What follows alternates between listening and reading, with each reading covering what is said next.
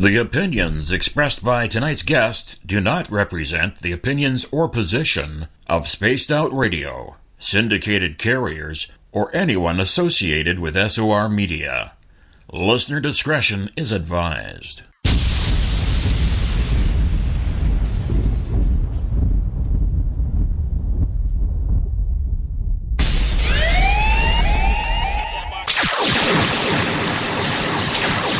Here at Spaced Out Radio, we are about to take you higher.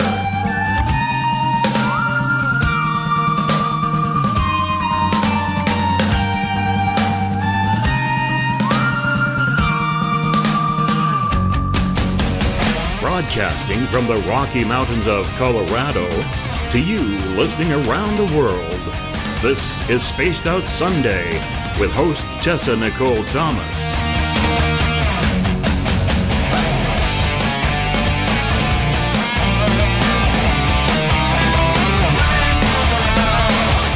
You can follow Tessa on our Facebook page at Spaced Out Radio, on Twitter at TessaTNT, and you can subscribe to her YouTube channel.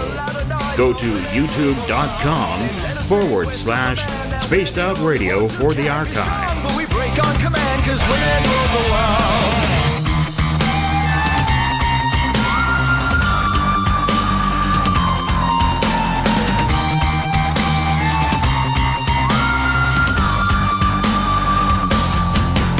Buckle up, space travelers. Let the countdown begin. 9, 8, 7, 6, 5, 4, 3, 2, 1. It's time to go for a ride with host Tessa Nicole Thomas. Evening Spaced Out Radio. Secure your tinfoil hats, buckle down tight, and hold on loosely as we soar over the rocky tops of the La Platas on a Rocky Mountain high, get sucked into the vortex of Four Corners, and settle down snugly at mile marker 419.99 in colorful Colorado. It's Sunday, May 20th, May 21st for those of you on the East Coast and beyond.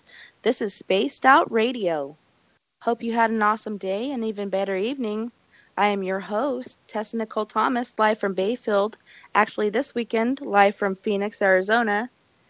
We are 150,000 strong nightly on SOR Radio Network, spacedoutradio.com, Spreaker, and we are also live on the Fringe FM. So make sure you check out the amazing program at thefringe.com or .fm. So sorry. Don't forget to head out to our website, spacedoutradio.com. You can peruse the Spaced Out Radio store and read the Encounter online, dealing with everything strange, paranormal, and odd. You can also check out some great videos from Tim Doyle from UFO Seekers and Leslie Mitchell-Clark's Contact TV. Tonight, I have a treat for all you guys and gals out there. Tonight, we will be getting to know and be speaking with Ron Sherman. Just to tell you a little bit about Ron Sherman. Ron Sherman is first and foremost a rescue medium, but he also reads auras, helps people find and communicate with their spirit guides, does energy work as well as mentoring and teaching. He discovered his gift when he himself had a possession over 30 years ago. The amazing past rescue medium, Dr. Louise Ireland Fry, helped with his possession and discovered that he had a gift of his own and continued to mentor him. He has learned mostly by hands-on experience as well as being a student of Edgar Cayce, but believes everyone has something to teach us. Ron does 90% of his work remotely and has worked with people all over the globe. Hey Ron, welcome to the show and thanks so much for coming out. Hey Tessa, I'm glad to be here. I'm really honored to be talking with you. I'm so glad you could come out. It was kind of a fight or flight thing going on, but to start off with, how long have you had this gift? Did you have any encounters before your possession, like any sightings or anything like that? I was raised in a psychically open family, I guess you could say, and my mom is probably twice as gifted as I am, although she denies it. But Yeah, it's things like I've always been an empath. I've always felt other people's emotions. I just thought everybody did. But and I've seen a few things growing up, and nothing really big. But mostly it was intuition, just kind of knowing which way to go sometimes. And my grandmother, she was very, very gifted too. Neither one of them practiced it. It was just something that we all accepted. So had you seen any entities or had any experience with that before your possession? Yes, when I was very little, I think I was probably about 6 years old, my uncle, who was real close to my mom, had just passed away. And he had told her on his deathbed that he would always watch out for us kids. One night I woke up and he's standing right in front of my bed. And I should say this now, is I don't always see him with my eyes. I usually see him intuitively with my third eye, but I seen him plain as day. In fact, he was just recently passed, so waking up, I was just thinking he was there, and then he disappeared. Then I realized. And the probably the biggest thing I did as a kid was telepathically talk with my mom. Like one time we were coming home from a school event, and everybody was tired because I think it was a birthday party or something. And we're coming home, and we had friends in the car, and I was sitting in the passenger seat, and there was a girl sitting between me and my mom. And I go, "What's that, Mom?" And she said, "I didn't say anything." And I said, "I thought you said something about the brakes on your car." She says, "Yeah, I was just thinking that we need to get them checked." And everybody's like, "Whoa, get me out of here." But isn't that funny? Stuff like that. Works?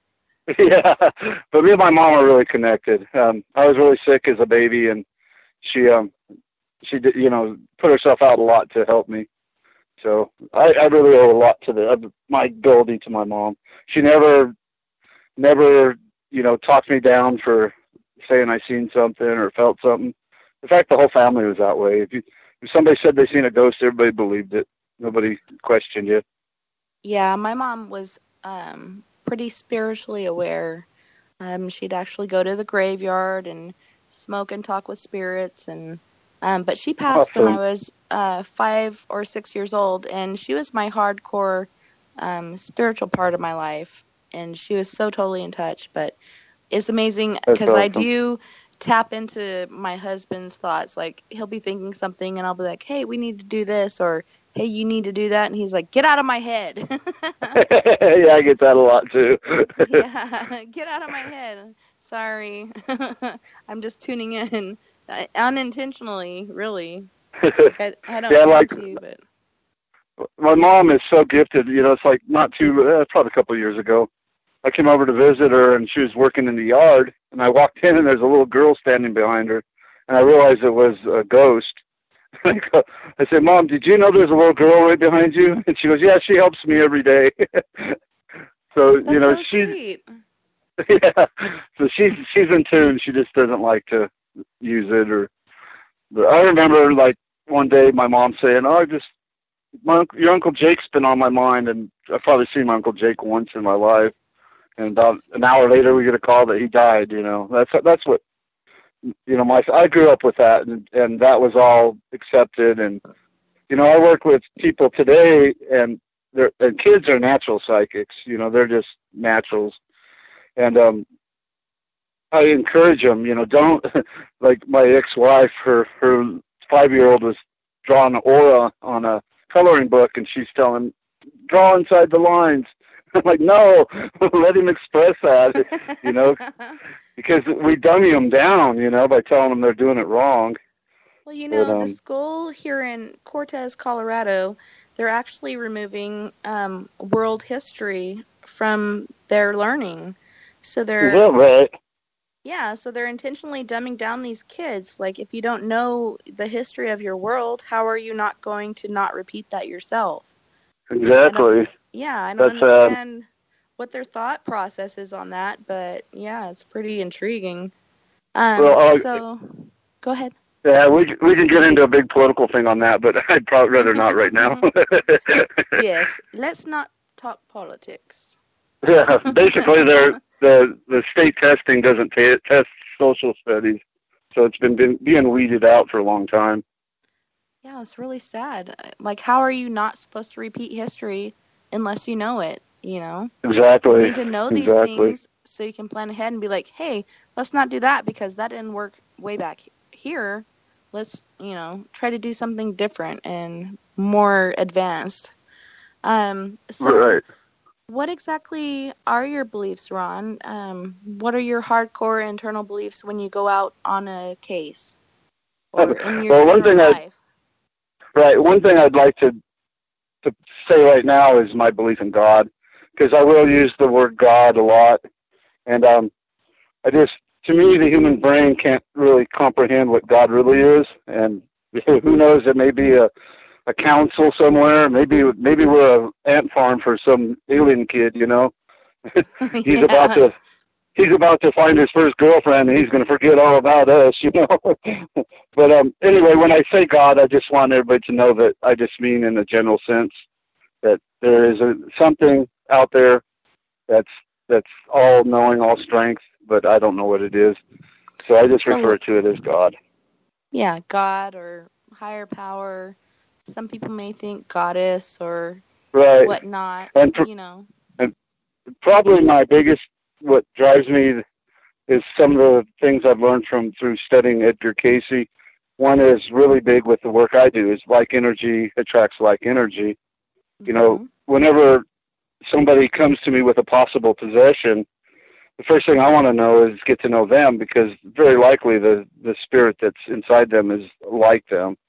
You know, if they're angry, they're going to draw an angry spirit. You know, if they're the big things are like habits, like smoking and alcohol. You know, if they're smoking a cigarette and a spirit comes by that's craving cigarettes, it's, you know, likely to be a target. You know, they can't just possess you, but that's who they're going to want to anyway. And the other thing is that I don't know everything for sure. In fact, I did a reading today and I learned something from it. You know, anybody that tells you that they know it all about the spirit world, don't listen to them, because it's a journey. It's not a classroom. Sitting down at a table. You got to get out there and you got to keep learning. You got to keep your mind open. Those are my biggest beliefs. Well, yeah, and I totally agree with you. There really are no experts in this field, the field of the paranormal or the field of the psychic. It's totally open plain. There's nothing proven, and that's one of the big issues with the paranormal, etc. There's nothing proven scientifically or whatnot. So, you know, we can be talking about it. It's like me. Most of what I've learned through hands-on experience. I've been using a meditation. I used to coach high school wrestling, and I used the meditation for my wrestlers to relax before big tournaments. And I honestly don't even know where I got this meditation, but it's real easy to use, and I've taught so many people it, you know.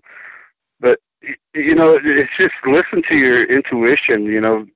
If it's there, you know, at least try it and see if it works, you know. Yeah, I totally believe in that. And I accidentally took off with my paranormal tools for Four Corners Paranormal Investigations this weekend. And Jamie, she got a hold of me and she's like, hey, when can I pick up those tools from you? And I'm like, I'm so sorry. I accidentally brought them all the way to Arizona with myself. Do you have any tools you can use? And she's like, yeah, I got a few. And I'm like, make sure you use your gut instinct and your intuition. Those are your two number one tools that you should be using. And she's like, always. And so, you know, our core team knows that.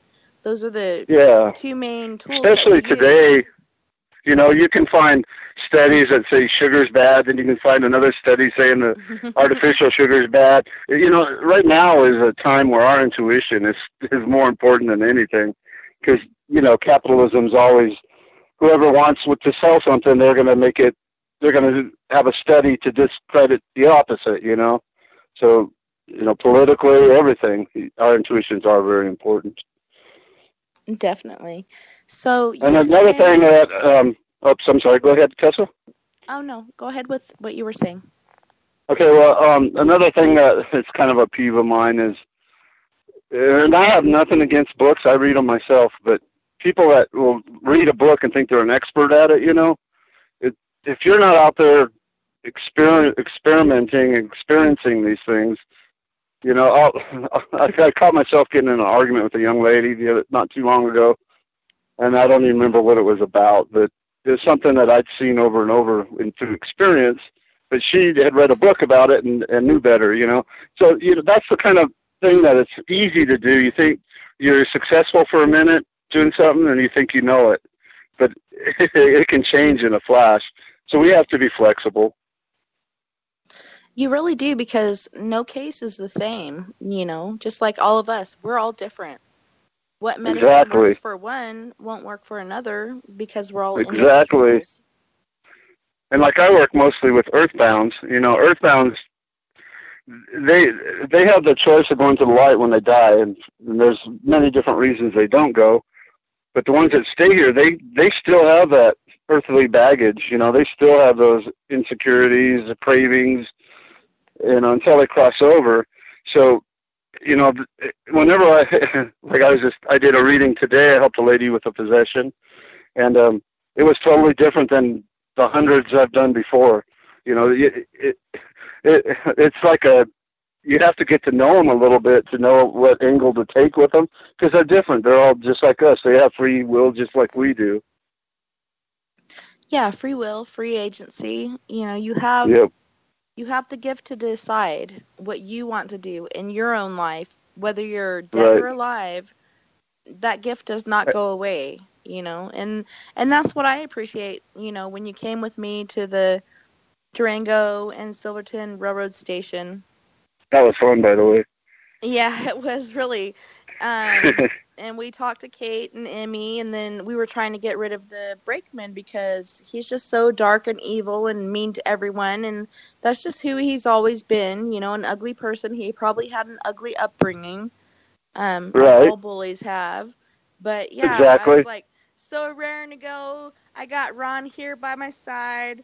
Ron's going to come in. He's going to get rid of this nasty critter. And when you looked at me and you're like, he's not ready to go, I was so disappointed. But at the same time, I was like, you know what? That's free agency, okay? We want him to go because he's causing so much chaos and frustration. But at the same time, we just can't decide that for him because that is indeed his decision. Exactly. Jeez, oh. You know what, though? Usually when I'm working with somebody with an entity that's not ready to go, I usually, through meditation, work on them for maybe, weeks, maybe days. Just depends on him. Maybe we should try that with him. Maybe I could start working on him and then go try it again. Yeah, we got to give him some sort of bait, whether it's peace. Maybe he doesn't look at that keenly. Maybe he wants something else, and we can't promise unachievable things. It has to be honest and true and unbiased. Yeah, they'll call you bluff. Although bluffs do work sometimes. He's been on this side for long enough, since the late 1800s. He knows. But exactly. Yeah, they're not dummies. But what was I going to say? I just lost my train of thought. Choo choo. Just recently. Okay, this is another belief of mine. A lot of people think that especially entities are either good or bad, evil or nice, and I think that still has to do with free will. And I had an experience with my adopted father. He when my mom divorced him, he kind of went south. He got into heroin and anything bad, he got into it. Well, he died 2 years ago, and estranged. He didn't talk to us at all. But recently he started coming to me, and he was on the fence. He could go to the light or he could stay with the dark. And what I did was I started showing him what you can do with the light. I started telling him about people I've helped and showing him the results. And one day it was kind of cool. I was out actually working. I'm a fencer during the day. I was out building a fence, and all of a sudden the light came, which I'd never seen before. Like I said, you never say you know it. But the light was there, and I looked up at the light, and I seen a bunch of my dead relatives, and I'm like, what the heck's this all about? Then I turned around and see my dad, and my dad was running to him. So he chose the light, and that was just amazing. It was, so, there are spirits that actually think they're dark, and I'll talk to later about my first possession. He was a SS agent for Hitler and thought he was demonic, and he wasn't. He was, he was born of the light, and he still had light in him. Yeah, I totally understand that. Yeah, people feel like they're a lost cause, and they're just dark, and there's nothing about them that can be saved. But I don't believe that's true. There's something good in everyone. We all have the light within us. And like you I'll go ahead and talk. Oh, go ahead. Earlier, you were like, look deep inside and you'll find it. Yep. And that's a good lesson to learn. You got to just kind of peel back the layers like an onion and find that inner light within you, because it is there. You just got to dig deep. Right. And that's what I'll go ahead and talk about this a little bit here. When I had my first possession, and Dr. Louise Ireland Fry, Louise, works with her. And if anybody about there knows her, she was the most sweetest old lady in the world. She just oozed love. And she died, I think, 3 or 4 years ago at 104, which is kind of funny because she was ready to go when she was in her 70s. She told me, Ron, my bags are packed. I'm ready for my next assignment. they kept her around to 104. But anyway, when she was working with Wilhelm, the SS agent, she told him to look to the light. And he said, no, I can't go to the light. It's a trick. It's the devil's trying to trick me out of Ron. I'm safe in Ron. I'm staying here. And she goes, no, you're of the light. And he goes, no, I was born in an orphanage. I hated. I never was loved. I never loved anyone. I raped and I killed people. And, and I enjoyed it. This guy was Hitler himself, And Louise told him, no, look into your heart. What do you see? And first he's saying, oh, just slime, gray slime. And she says, look deeper. And he kept looking, kept saying, just slime, just slime. Then I see it. And she says, well, what do you see? And he goes, it's a speck, like a grain of sand, and it's light. And she says, what's the sand, the grain of sand doing now? And he was in awe. He's like, it's spinning, and it's eating up the gray. So she got him to believe that, which is true, that he was of the light and there was still light in him. So then she tells him, now look to the light. Do you see it? And he says, yes. And she goes, somebody will come for you that loves you. And he said, no, nobody's ever loved me. And you'll never believe who came for him, but one of the women that he raped and killed. It's a whole different, on that side of the light, they don't look at things like we do, Well, yeah, and you told me, go ahead. Well, I'm just saying that death is not an end, like we think it is. We don't die. Our bodies do, but our spirits live on.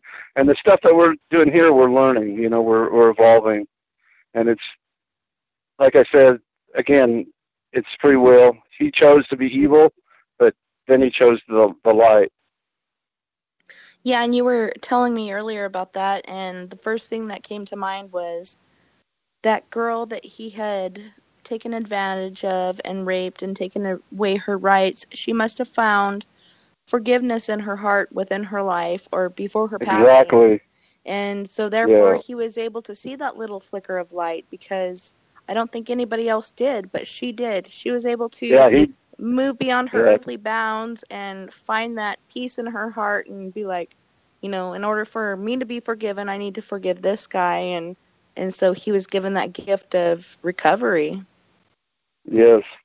And, of all the possessions I've worked with, and hauntings too, don't just do possessions, but there's been a couple that were dark enough that the forces beyond deemed, that they needed to deal with. When I do a reading, when I do a releasement, and I'll talk later about Christina's case, which really shows this.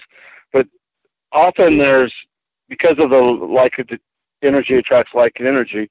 If there's a dark, like Wilhelm, inside somebody, it's going to attract other entities that are that dark, And often when I do these readings, I don't deal with them. I just watch. And I've had Michael and Gabriel. They just show up and just like, I don't know if you've seen the movie Ghost with Demi Moore, when the evil spirit got slipped away at the end of the movie.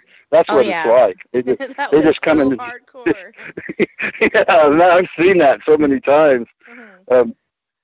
Like with Christina's, there was 4 or 5. I didn't even have a count on them because I was focused on the Earthbounds, but they were like the archangels were working on them while I was working on the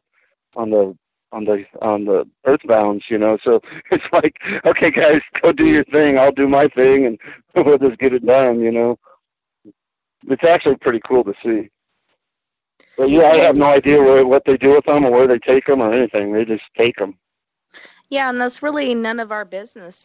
That's exactly the business of the other side. And once it happens, we just need to let it go and maybe try to decipher it on this end. But yeah. It's very I'm just grateful for their help. But I love knowing that there is something on the other side. It brings so much peace to me to know that it's not just darkness and nothingness. Like so many people have told me that don't believe in anything. I believe in another side. I believe in heaven. I believe in hell. I believe in so many different things, and I believe anything is possible. And so I'm not going to close my mind to anything that may objectify itself towards me, I'm excited, but I do still fear death. I won't deny that. There's still fear and there's still doubt. I suffer with depression, which a lot of empaths and mediums do. And there's times when I'm like, God, I'm not even listening to my own advice, because my big thing is positive thinking, positive energy. Isn't that funny how that works? Like, we can give advice to anyone, but when it comes to taking our own advice, we're like, am I trying to lead myself astray and make myself think this, or am I being honest with myself? It's hard to figure out what the heck, we're doing to ourselves, and we think we're trying to mislead ourselves, but we're really wanting the best for ourselves. And, we give that genuine advice to other people, but when it comes to taking it ourselves, it's like trying to take some bad cough syrup. We don't want to take it. Yeah. It's funny because my best friend her name is DJ. She might be listening. Hi, DJ. But anyway, Hi, DJ. We went to high school together. We went to high school together, and I call her my spirit pimp because she's always bringing people that need help to me. I haven't done a whole lot with her. I've helped her find her spirit guide and worked with a couple ghosts in her house, but nothing really big. But she's always telling me that you're not listening to your own advice. I'm like, oh, dang, you're right. It's so hard.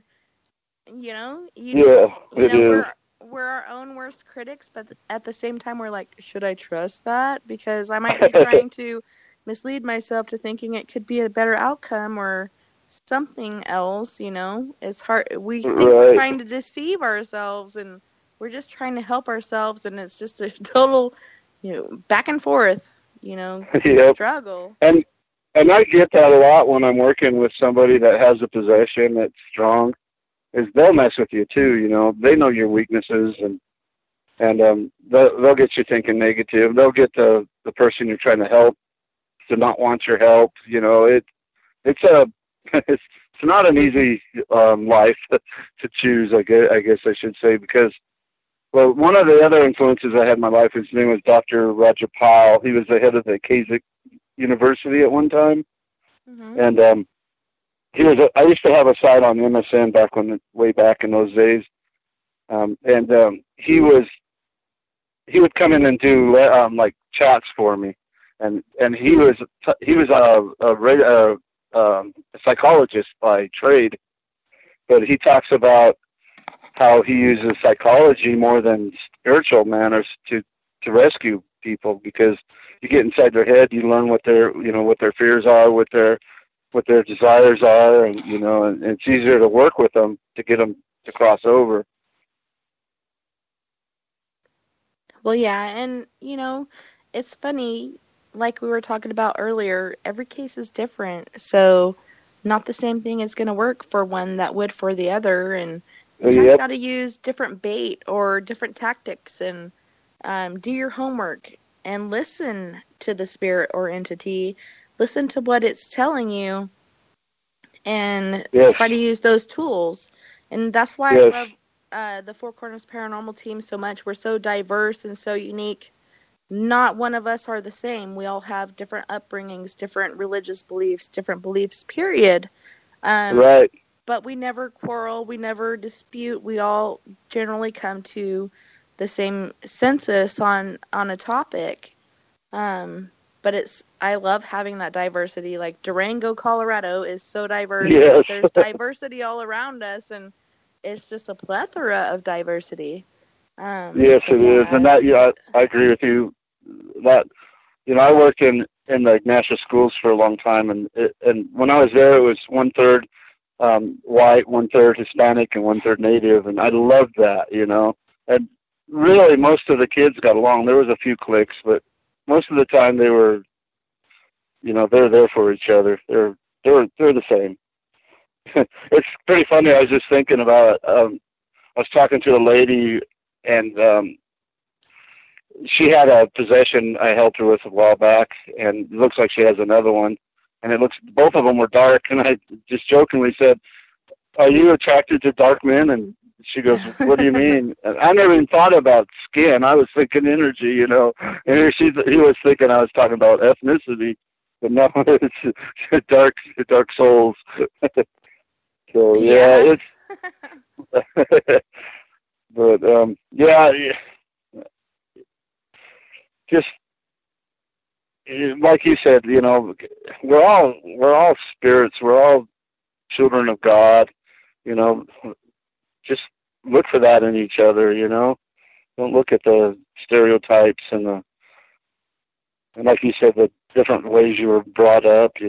So one kid gets beat by his parents every night. He's going to act different than the kid that has the dad helping with the homework and taking him to baseball practice. Yeah. Well, one of the questions I had for these lower level questions, do you feel like there's light of God or Christ or whatever the higher being is in lower life forms, according to man, as far as plants and animals and, so on and so forth? Mm-hmm. I'm sorry. I'm sorry. I didn't catch the question. Do you believe that there is light of, let's say, God or Christ or whatever you or whoever believes the higher power is? Because, there are so many names for that individual. Right. Do you believe that light is within everything from grass up onto mankind and beyond? That's a question that I don't know if I really know the answer to, but I would tend to agree with that. Do you ever garden and work with plants and stuff like that? Oh yeah, I love gardening. Yeah, it's very therapeutic. Do you ever feel energy off of them? I see what you're saying. Yeah, definitely. Yeah, exactly. It may not be as big as another human being, but it's still there. It's still significant in our lives. Yes, yeah, I hear what you're saying. One of the things I do is I see auras, and I see auras on trees and, almost everything. Because I grew up just thinking that everybody's seen that, But I can tell by looking at the trees, like right now, it's been so dry, their auras are so thin. And just yesterday, we turned our irrigation on, and today I walked out and whoa, look at those auras.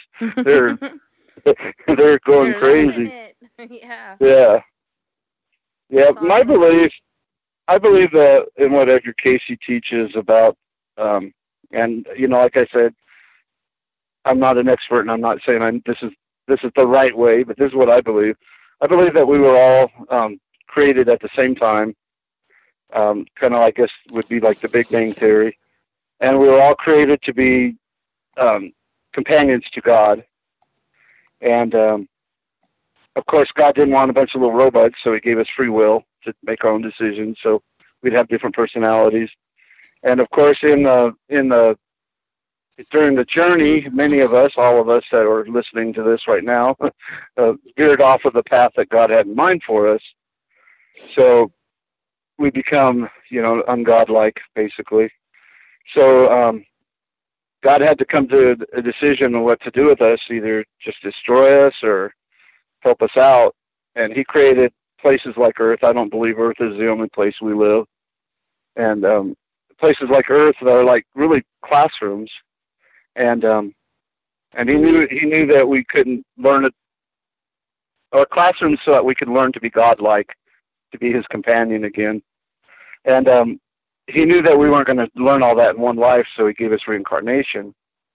And so, each life we're evolving, towards that. Some of us evolve, some of us step back. But we keep getting that chance, We keep, even if we mess up this life, we're going to get a chance to redo it. So, most of my beliefs are based on that, that we're not here for this one life, live it the best you can. But we're here for many lives, and we need to just learn as much as we can. Does that make sense? Do you think that reincarnation was created in order for us to learn the greatest lessons and gifts of life? Yes. And see, whenever I work with somebody, like somebody comes to me and says, look, I'm depressed, I'm suicidal, can you help me? The first thing I do is I ask for an aura reading. And, usually I do stuff online, although the last 2 years I've been getting a lot of local people coming in for help. But, so I'll have somebody send me a picture, and I have to have a white background, and I have to be able to see all around them so I can see their aura. And I need to see all 7 chakra points. So they send me that, and I very seldom can I tell that there's a possession from the aura, but it can give me symptoms like the real weak, real cloudy aura, and that doesn't even mean that they have a possession. It could be physical, it could be mental. But so the next step is I guide them through a meditation and find their spirit guide. And to me, spirit guide, everybody should know their spirit guide. My spirit guide, I don't know, I wouldn't be here, I'm sure, without Aaron. Aaron is my guide. I have a second one named Claire that shows up when I really screw things up. But Aaron is with me all the time. Well, I shouldn't say all the time. He's there when I need him. That's what I should say. Because sometimes they step back. Like if you're going through something that was planned that you're going to go through, it's kind of like the teacher. They're taking the test. He's not going to give you any answers during the test. They just step back and watch it. But I guess I should talk about spirit guides too, because I'm kind of this is my belief with spirit guides, and this is actually not through Edgar Casey teaching. He believes that Jesus was our everybody's spirit guide, so I differ with him on that one. And there's a lot more than that. Yeah, well, he was a devout Baptist Sunday school teacher, and a lot of the stuff he seen in his readings just were against everything he believed. So say, Tessa, me and you are just finished a life and we're hanging out in the light or heaven or whatever you want to call it, and you come up to me and say, hey, Ron, I think I'm going to go back down. Will you be my guide? And I'm like, hell yeah, let's do that. So the first thing we would do is decide what lessons you want to learn in this life. Maybe it's poverty, maybe it's wealth, maybe it's handicap. It won't be just one thing. It'll be a series of things. So once we decide that, then we decide we pick a family that's going to fit. There's nothing. I don't believe anything's predestined. So you're born into a family that will give you the best chances for those things to happen in a certain area. Like if it's poverty, you might be born in a ghetto somewhere. And then my job as your guide is to, through subconsciously, is to guide you. And so to me, not knowing your guide, you're just walking around aimlessly, and that's one of my favorite things I do is introduce somebody to their guide, and then I love it when they develop a relationship with them. And I've got some really funny guide stories I can tell you sometime. Yeah, and I understand that, the human feeling of being alone, even when you're surrounded by so many people, like even a room full of people, and you just feel like you're alone. And not everybody knows about their spirit guides or how to reach out to them, and that'd be something nice for them to know. And let me see where we're at. We got probably about 12 more minutes before we got to go to break, so if you could put that into 12 minutes, that'd be great. But if not, we should hit that second hour. I'm sorry, what was that? I was saying if you think you can fit how to reach your spirit guides within the next 12 minutes, that'd be great. If not, we should hit that the second hour. Yeah, basically what I do is I meditate. I do a guided meditation, and I've even done this on chat. Depends on the person, but the phone really works good, but of course person's always the best. But I just relax them, and I keep relaxing them until I get them to where I believe they're ready. Then I just simply tell them, ask who your guide is. I don't tell them anything. And it comes as a thought. You'll get a name. And I've done this, God, I don't know how many, almost everybody I've worked with, I've helped find their spirit guide. And some people, buy into it and develop a relationship, and some people, the next day, they're forgotten. But at least I give them that opportunity. But so what I was getting at is only a couple times did I get where somebody didn't get a name, name. And, people tell me, oh, I think it's my grandma. Well, it can't be your grandma because it's somebody that from a past life that you don't know in this lifetime. So, but yeah, it's really a simple meditation, and it just comes to them, and it comes right into your mind as a thought. And some people doubt it. What's that? Sorry. So are you saying that for someone to reach their spirit guide, it just takes a simple active meditation? Just ask. Yep. Meditate. I'll be glad. I'll help anybody find their spirit guide. Like I said, it's one of my favorite things. I think that and teaching people what I do is my two favorite things. But during meditation, just ask, who's my guide? And then listen. It's that simple. And then the developing relationship, some people get a little antsy and want it to be, like where they can just talk to them all the time. It doesn't happen. You have to teach yourself how to communicate with them. And at first it'll be just impulses and maybe thoughts that just pop into your head, like you're walking one direction. And, I have an example. I was flagging last summer, and I was at my station. I had my flag up, and I was standing next to one of them big orange barrels that everybody hates. And all of a sudden, I needed to leave, and you're not allowed to. You get fired for that. But I did. I'm like, okay, this is too strong. I'm listening to it. I put my paddle down. I actually just went and used the restroom. When I came back, that barrel was laying in about 40 feet away from where somebody had hit it. So that's sometimes how they communicate. Sometimes you actually hear the words. I have one lady I introduced, and she gives me information because our guides talk to each other too, and sometimes they lead us to each other. It's like, all right, you're going this way because you need to meet Tessa today. It's once you get a communication, a relationship with your guide, it's just amazing. That's not saying that your life's going to just magically be great, because there's still trials and tribulations we've got to go through. But it's like having a best friend. That's basically what it is. A best friend that you can never make mad and make, leave. They're just always going to be there if you need them. Yeah, definitely. And, I know a lot of people that think that these things are punishments in life. Do you think they're punishments or lessons? No, I don't think of them as punishments. I think they're, lessons, definitely lessons. It's like, and the thing is if we don't learn the lesson, we're just going to keep getting that lesson until we get it, Like, if you think you're getting away with not paying your taxes, pretty soon they're going to come after you, You're going to end up paying your taxes.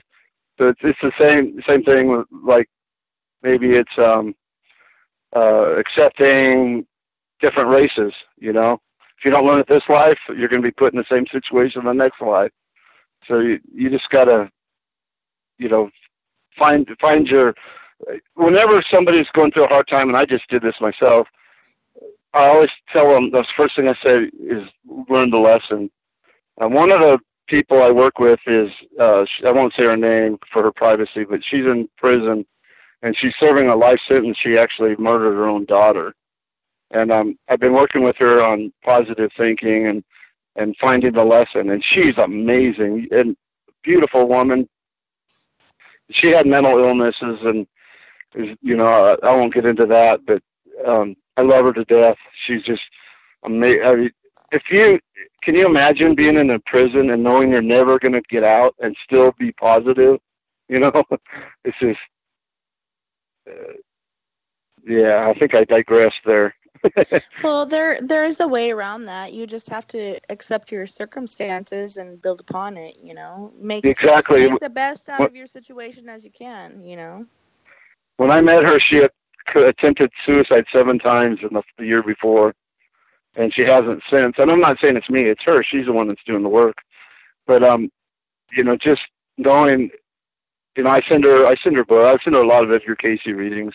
And she's found herself. Now she's helping inmates that don't have any support on the outside. Like, she had a big Christmas dinner for all the inmates that didn't have any support, and she does little birthday parties. And she calls me, and I'll be like down, and she picks me up. Yeah, it's like, oh my God. Yeah. DJ is saying, this guy is working with some trouble people. DJ, you haven't heard nothing yet. We got a lot more coming later, and you're going to see just how troubled a lot of these people are. Like, I don't know if it's the light within you or the gifts that you have or what's going on in your life that attracts these dark or negative entities to you, but I've had experience with it, and I know that some of Ron's clients have. Ron, I know you've been dealing with all kinds of crazy shenanigans on that end. Like, can you give a little bit of a preface for that before we get into our second hour? You mean as far as who we tracked? Yeah, just like a basic breakdown of cases. I know it's a mouthful, but yeah. Give like the right now I'm working preface. Yeah, right now, well, I'll say the worst one I've ever had. A lady came to me, and she sent me a picture of the aura, and it was the worst aura. It was solid red, but it was so thin it was almost black red, like blood red, like it was. But the first thing I thought was possession, but then she told me her story. She had been abducted, kidnapped, I guess, held hostage for 6 months, raped and tortured by this guy, one of those horror movies. And the sad part was this guy was a cop in this small town, and he never even got in trouble for it. But yeah, it depends on who you know in a small town. Exactly. And anyway, she moved to a different state, but she was in so much pain, she turned to crack cocaine. And whenever I get somebody like that, the first thing I have to do is get them off because that's just, every time I do that, it's just bringing more negative back into them. And I'm not saying there's anything wrong with drugs. It's an addiction that's bad. It's, drugs are just like anything else. Just don't get it, don't let them control you. But she was definitely controlled by it. So I asked her, I started working with her with meditations, and I work a lot with a lot of drug addicts. And usually very, very successful, like using meditation and positive energy, positive thinking. And I started her on that, and she was doing really good, but then one day she just disappeared, which usually means they went back to the drugs. But I still have my hopes out for her that she'll come back for help. And, I work with these people, but it's them doing the work. It's the whole fact that they are reaching out is a huge thing. That's showing that they want help. For them to reach out and ask for help, that's asking a lot for an addict, because right. a big thing for an addict is denial and not able to admit to the problem. You're in denial. You don't even see it, When I finally came down from my addiction, it was after my father had died from cirrhosis of the liver. After my mom died, he, went into coke and prostitutes and alcoholism really bad. Mm-hmm. Abandoned us, and then came back in the picture when I was about 13 years old. Before that, we found out he had cirrhosis of the liver and hepatitis C. And he, his ideal was, well, we all got to die from something. But right. I've said that myself. Yeah. But it's just the preface of, like, he could have made some, different life changes. He could have not gone into that deep rut, but it was him dying and looking back at his life and looking at my addiction, and he died, and I realized not only am I lying to myself, I'm lying to those around me that I love. I'm telling myself I'm okay. I don't have a problem. I'm not taking from my kids' feeding, their diapers, anything like that. I don't owe anybody anything for my drugs. I don't this, I don't that. Trying to defend my addiction. But when in reality I could have been spending that time with my dad before he died instead of chasing the high. And it took several months after that just to realize what exactly I was doing, to come into the conclusion that, I'm not just lying to myself, I'm lying to everyone I love, and this is BS, and that's what it took to slap myself in the face and realize, hey, enough is enough, and I'm not doing this anymore. This isn't helping, it's actually prolonging my healing process, because, like I said last show, my first memory was being molested, my second, my mom being killed by a drunk driver, and then my dad going downhill after that, and one after the other. Right. My brother. It affects everybody. My brother decided to let that control his life. Well, my dad did this, so I'm going to do that. And I decided to let it be, this is me. This is my life.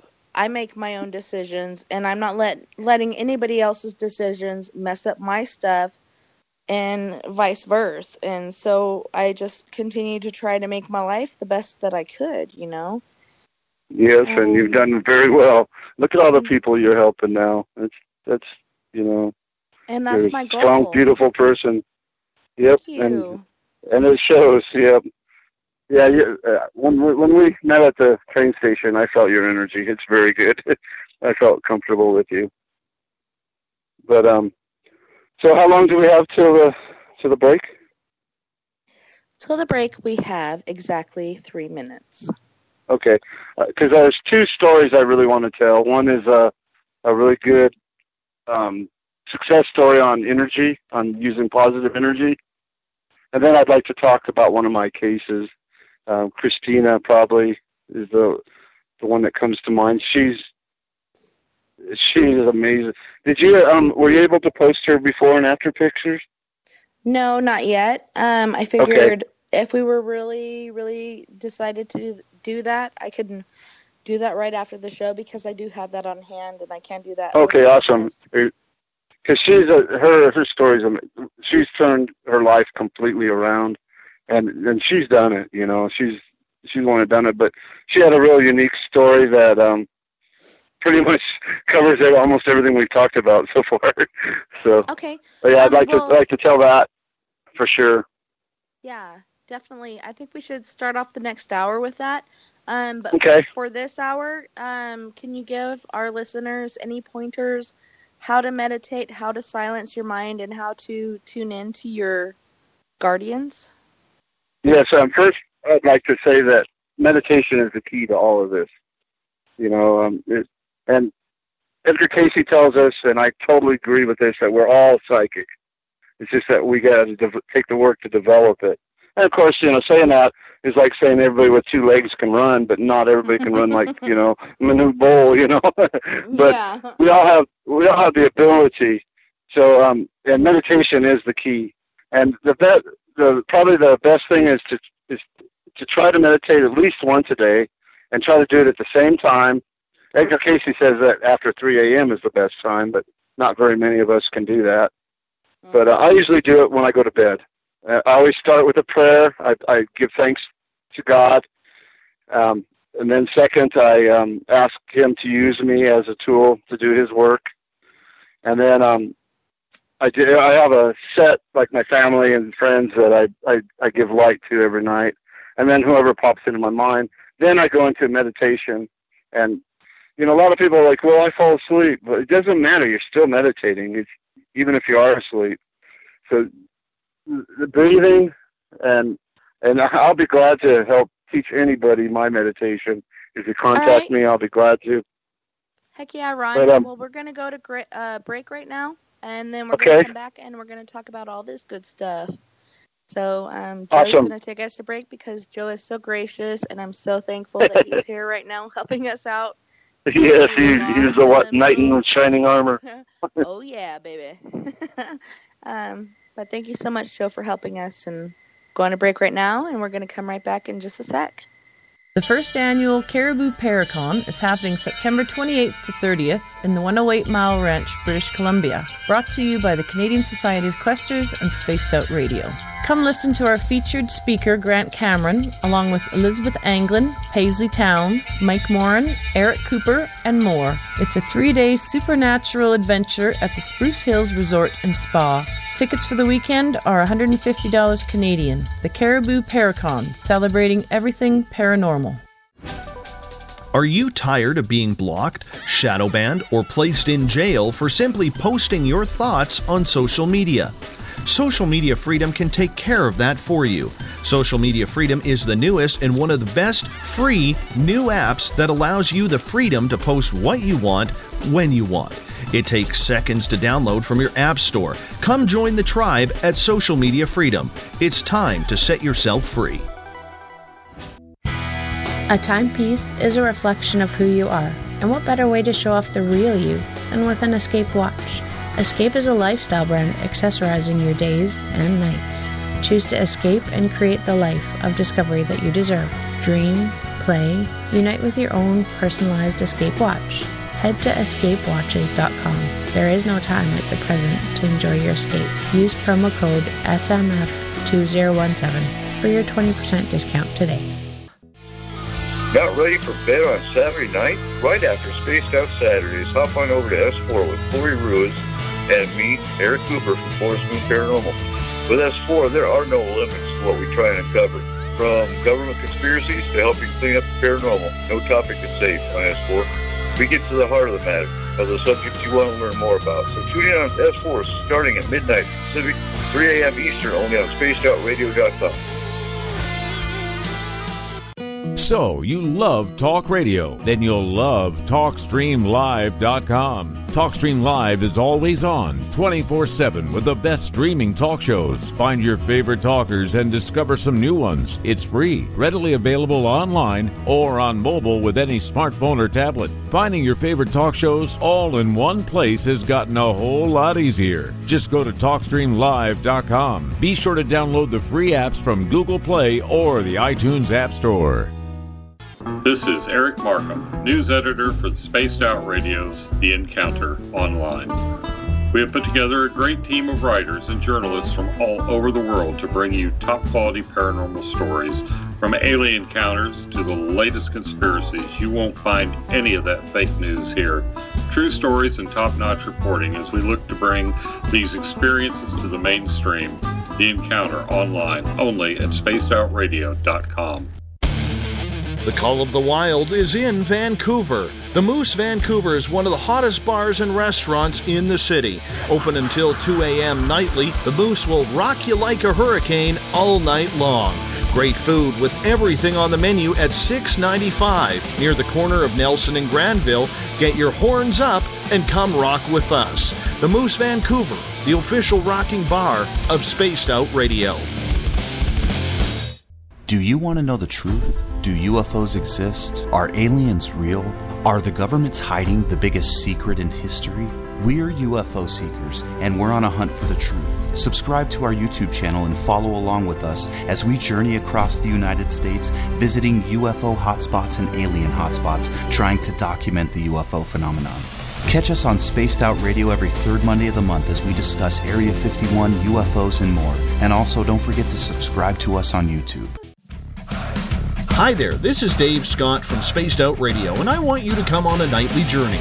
Starting at 9 p.m. Pacific, midnight Eastern, every Monday through Friday, you can come hang out with me and the other space travelers. We have it all from Carl the Alien bouncing on by to those misfit gnomes causing havoc. It's 3 hours of fun and entertainment on those topics the mainstream really doesn't want to touch. Come get all paranormal with us at spacedoutradio.com, and together, my friends, along with our resident guitar god Bumblefoot, we own the night. Looking for a place to advertise at a very reasonable cost? Look no further than Spaced Out Radio. SpacedOutRadio.com has an advertising tab that you can click to check out our daily, weekly, and monthly packages to play on the radio, or our website including social media. From commercial spots to banners, we have it all. Check out our competitive pricing today. Visit purpleplates.com today. For over 40 years, the Purple Energy Plates have been delivering amazing results for their many customers. Inspired by the great genius Nikola Tesla, the harmony, healing, and energetic effects of the plates have proven over and over to be beneficial and often miraculous to thousands of customers. Check their site for daily specials and choose from their many energy products. You won't be sorry. Visit them today at purpleplates.com. We are lighting the void on Saturday nights on Spaced Out Radio. Hey, this is Joe Root, and I'm hanging out in SOR headquarters every Saturday night, bringing you the latest news when it comes to the weird and strange. Bigfoot, occult, UFOs, ghosts, and everything in between, I got you covered. You can tune in to spacedoutradio.com starting at 9 p.m. Pacific, midnight Eastern Time. Come travel into the void with us on Spaced Out Saturdays.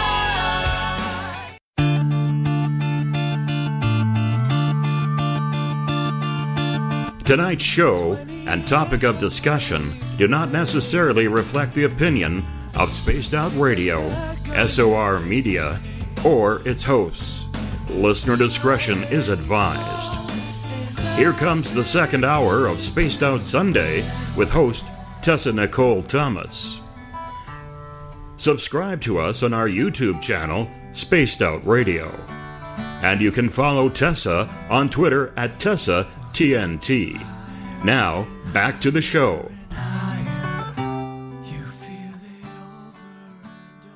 Hey guys, thanks so much for hanging in there with us. So sorry about the first hour that we lost. I'm so sad about it. We can't even make it up right now. But we're going to do our second hour as our third hour. And we're back with Mr. Ron Sherman. Hey Ron, how you doing? Hey, I'm doing good. Having fun. That's great. I'm so glad you're here with us. Thanks for being a lifesaver. I was like, hey, he's going to be on my show. Yeah, I'm excited too. And you make this so easy. I made notes, and now I'm not even thinking about them because your questions just lead me in the right place.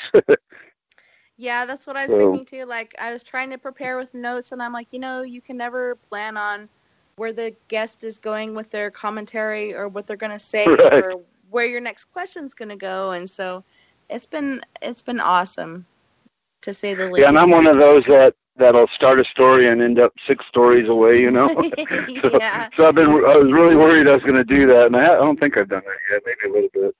But, okay. So if I tell you, that's to remind me to talk about this, that's where I'm going. Yeah.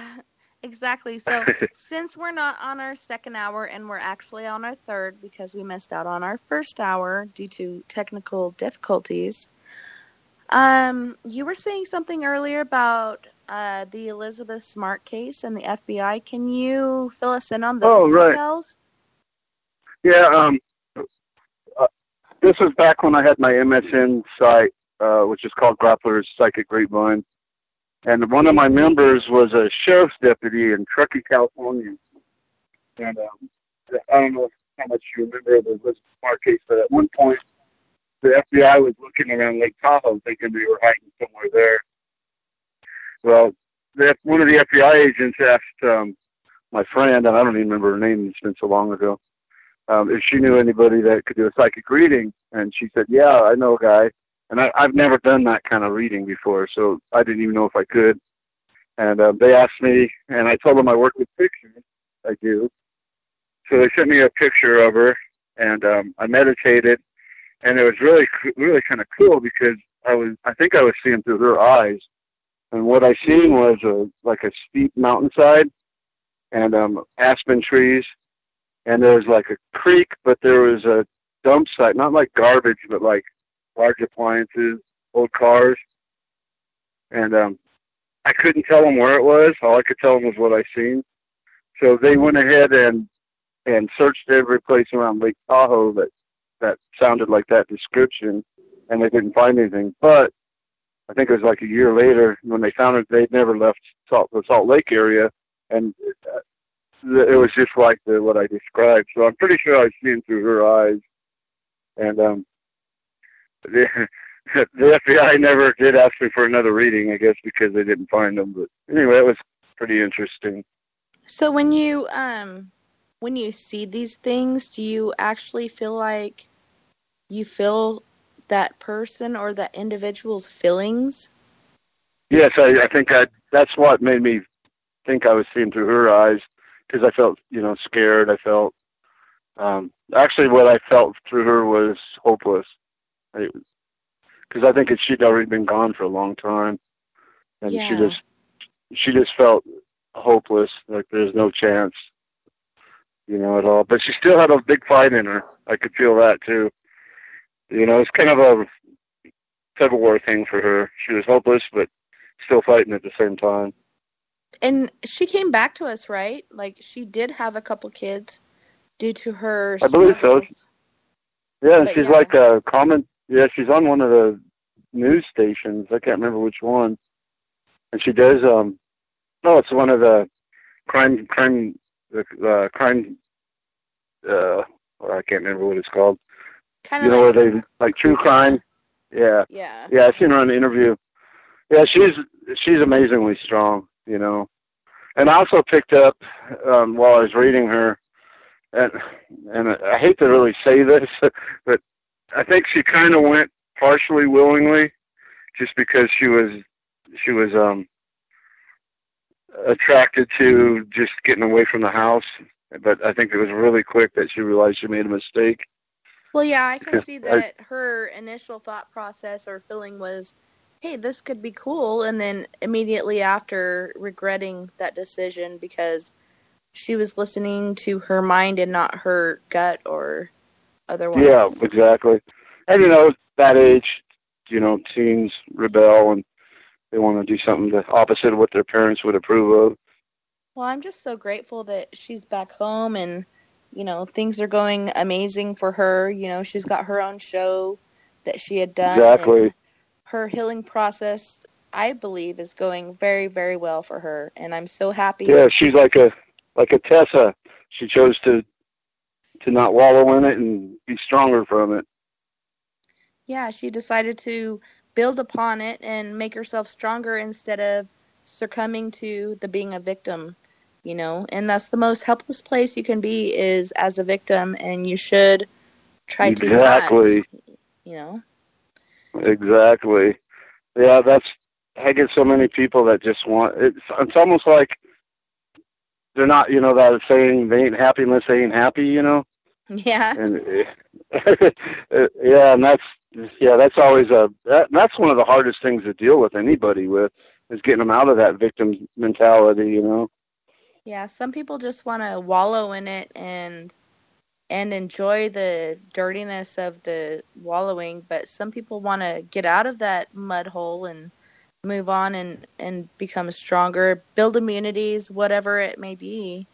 Right. There's different stages, different strokes for different folks. Exactly. Yeah. But moving along, I wanted to talk about possessions, like what causes a possession and what may be the signs of possession. Okay, yeah, and that's a good question. There's many different openings that they can't just, come up to you and say, yeah, I'm going to possess this person. They have to have an opening, and it's basically weakening your energy. Things like alcohol, alcohol, drugs, anesthesia, and surgery can open it. I actually got mine through, I fell down and hit my head and was knocked out. That's when my first one, Wilhelm, injured me. And also not just that, but it could just weaknesses like long time illnesses can make you weak. Also emotions, if you're just so depressed, that's an opening. But no matter, even if you do all those things, as long as you use light, you could be safe. But that's what, and then like energy, Edgar Casey says, like energy attracts like energy. If you're depressed, and you have an opening, you're probably going to get an entity that's depressed. But funny, one of the most common possessions is when a young mother dies and she doesn't want to leave her kids. Mm-hmm. So she thinks she's helping them, but and she ends up drawing off their energy, and which could lead to illness or just wears you down all the time. But yeah, I can totally see that, and I've been through those many stages, and I know, like, even if you feel like you're strongest, but you're just a bit compromised from lack of sleep or whatever it may be, something can just hop in there and take a joyride. Yep. Like with me, it was like 3-hour joyride, and I woke up behind the wheel of my car, and I'm like, where the heck am I?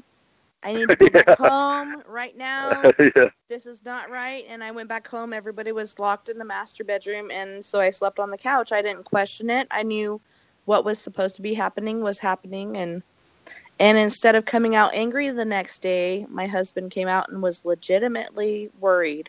Are you okay? Really? Like, what's going on?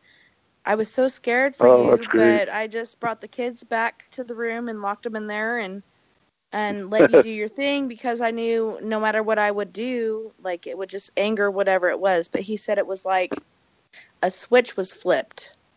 Right. And it wasn't me anymore, and he even saw the difference in my features and everything. And he's like, yes. I'm just going to grab the kids, go back to the bedroom, and let you do your thing.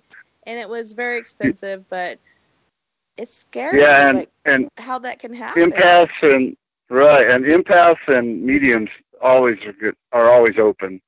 It's because that's what a medium is. You allow the spirit into your body to communicate through you. So, the light, using the light, and that's one thing. Whenever I work with somebody, the first meditation where I take them to their spirit guide, I also teach them how to use the light. And it's real simple. All you got to really do is visualize the light going around you.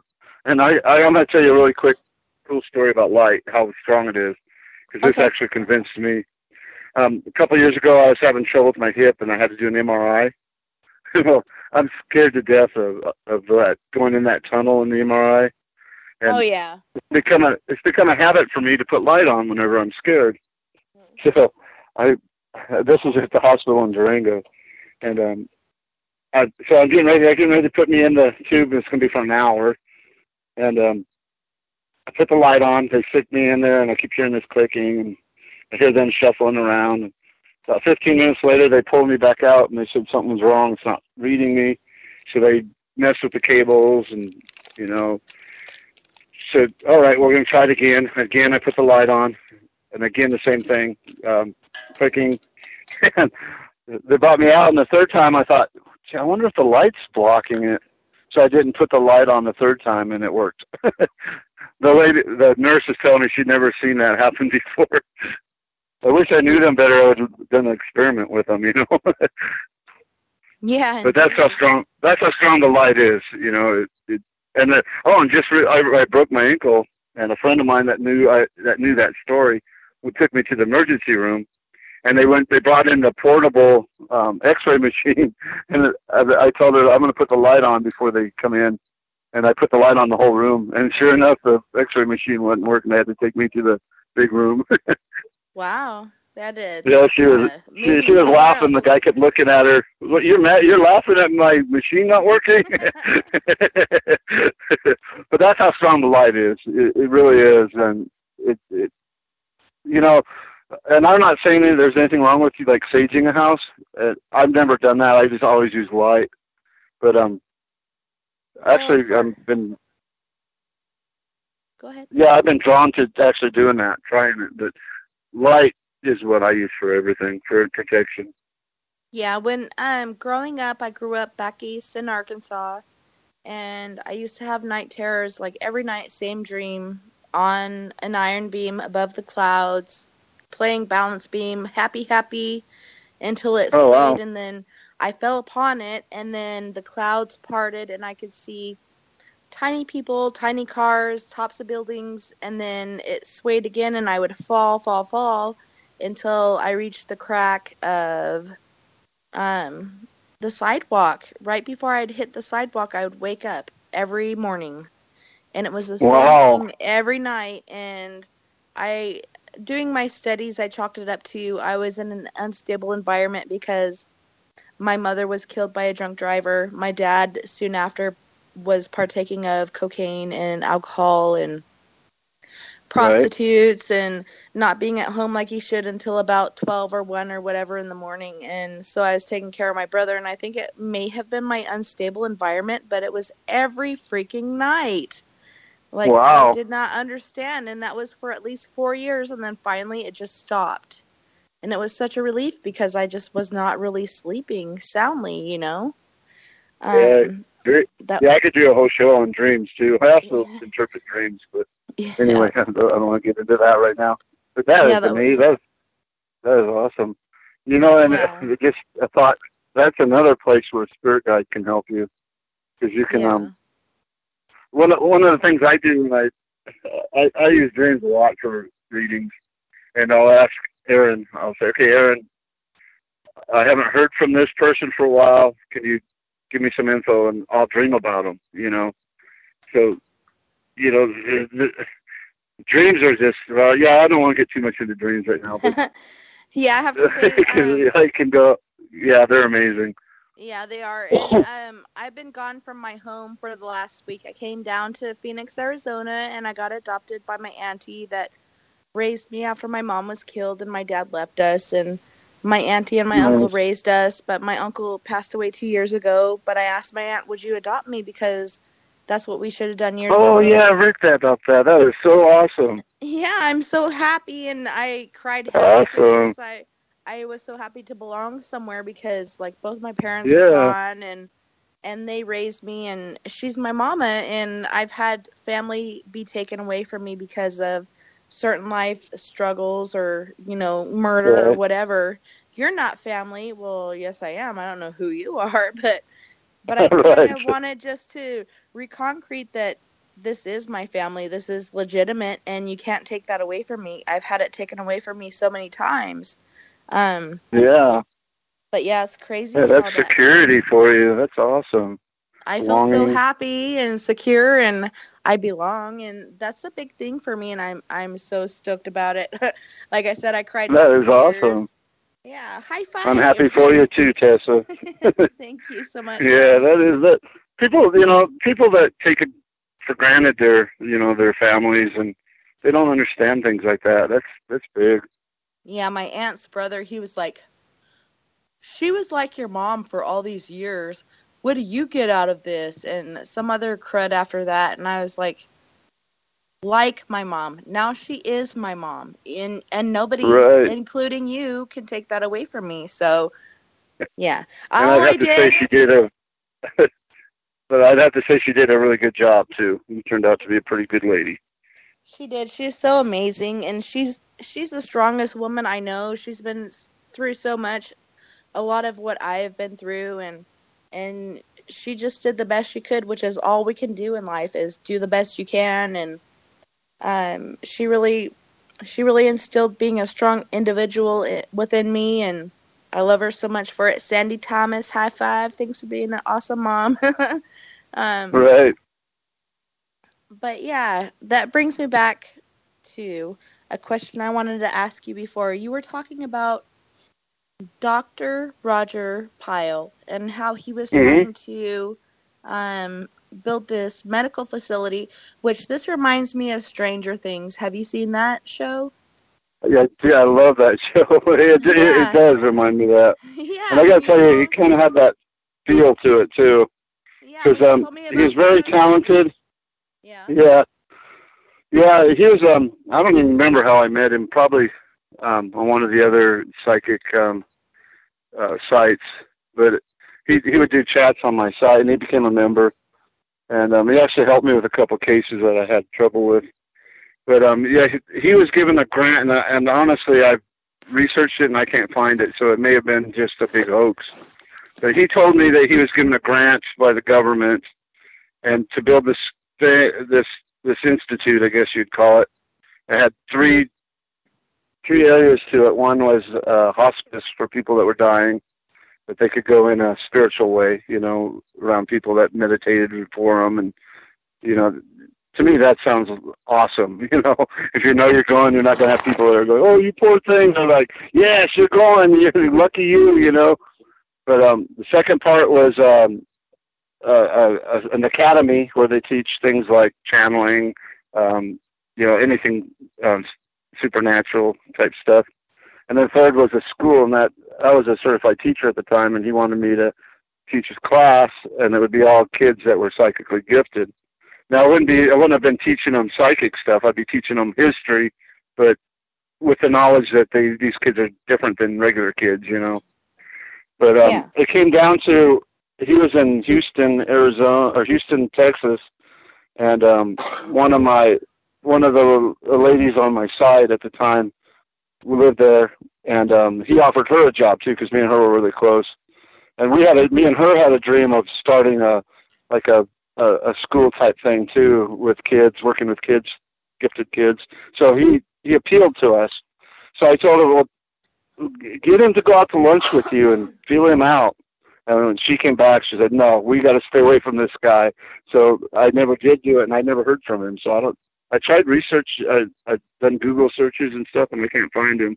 And he was probably close to 80 years old, and that was 20 years ago. So, but yeah, that was, if the government was really doing that, that would be a really cool thing. And I believe they do. The Russians invented the Crowan camera, that can take pictures of auras.